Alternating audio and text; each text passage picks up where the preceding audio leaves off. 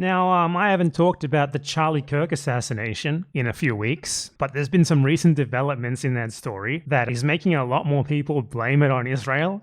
And personally, I think that it really was just like a random video game furry who killed him, who just happened to be like an incredible marksman. However, I really like it that people are blaming Israel for all sorts of random conspiracy shit now, and I really like that the Israelis react in the worst possible way by taking these claims seriously and like getting the fucking prime minister of that country to respond to them, which just makes them seem more valid to the believers in them. And like the more terrible things that are attributed to Israel, whether they're true or not, the better it is, because we need Israel to be considered terrible and bad. So that's fine. I don't mind. I don't mind if people think that Israel killed Charlie Kirk. That's fine. Good, if anything.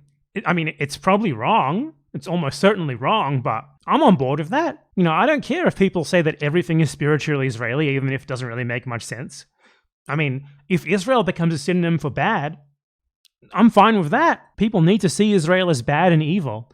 And whatever way they get there at this point, I honestly don't give a fuck. Fuck being right or wrong, who cares? It's Israel. And the development in the Charlie Kirk story was that Candace Owens got her hands on very interesting messages from Charlie Kirk just a couple of days before he died. And then Toilet Paper USA, Turning Point USA, TPUSA confirmed that the messages were authentic. And these messages really play into like the Israeli angle, the Israeli connection. So I'm all for this. I really like it. I'm a big fan. So here's the big screenshot. Charlie Kirk says, "Just lost another huge Jewish donor.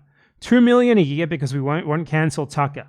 I'm thinking of inviting Candace." So I'm pretty sure the reason why they wanted him to cancel Tucker is because Tucker Carlson like turned against Israel in the last couple of years, and that's why they wanted him to, because obviously there's almost no like big time like right-leaning Jewish American billionaire who isn't a massive Zionist. Like, what Jewish billionaire is there who isn't a Zionist? I mean, there's like George Soros is like a liberal Zionist, kind of, and he's like the least like extreme Jewish Zionist billionaire out of all of them.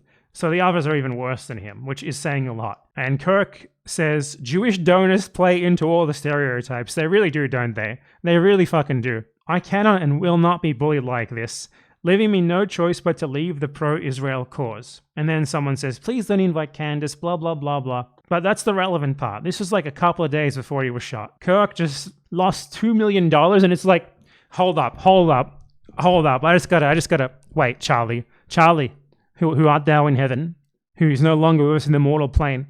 You were just dancing for these people for $2 million?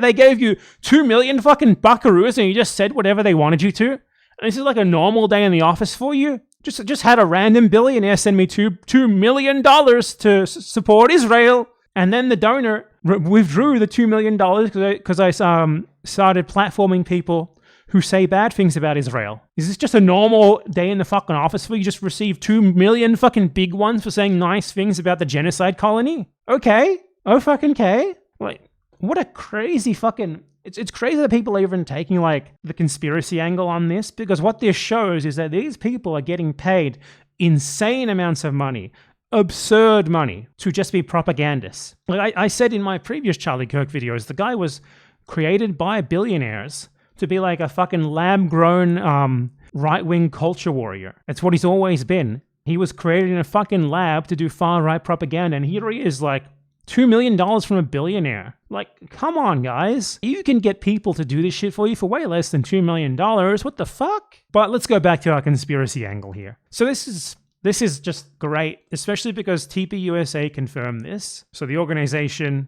said it is authentic through their spokesman. And then they said, "I actually am really excited the truth is out there. I first want to say, the reason I didn't share that screen grab publicly is that it was a private exchange." Why would you be really excited about this? Why are you really excited about this?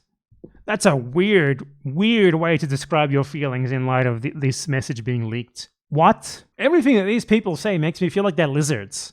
This is not how normal people speak and react. Colvett said Kirk's feelings about Israel were complicated and nuanced, and he wanted the war in Gaza to end. I mean, he was a genocidal Zionist. There's nothing really complicated and nuanced there. They released, like, apparently at least, Benjamin Netanyahu, like, released a letter that Charlie Kirk wrote him soon before he died.